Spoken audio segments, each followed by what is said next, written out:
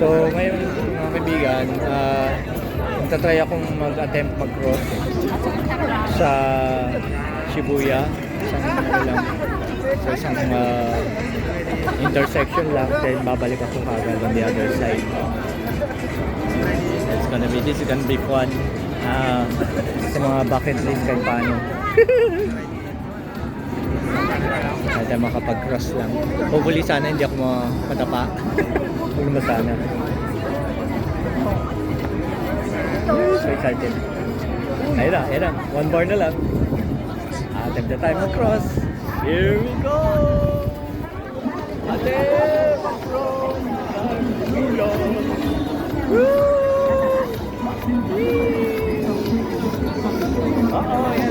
Yan na mga tao.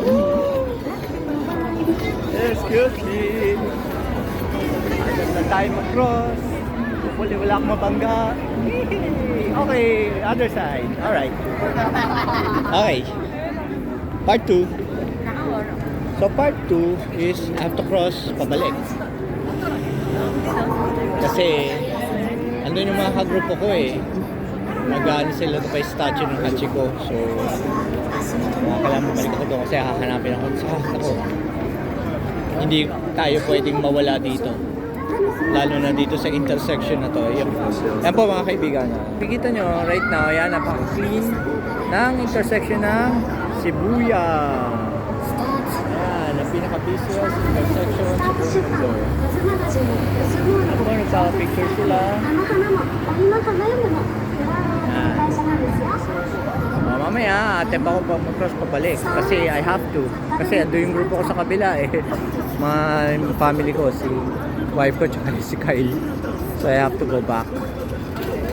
I just have to wait na lang. Hintay lang. So basically ito. Yan po, mga building. Sipan. Dito tayo ngayon sa Shibuya Crossing.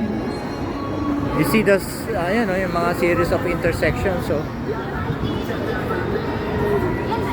1, 2, 3, 4, 5 intersections.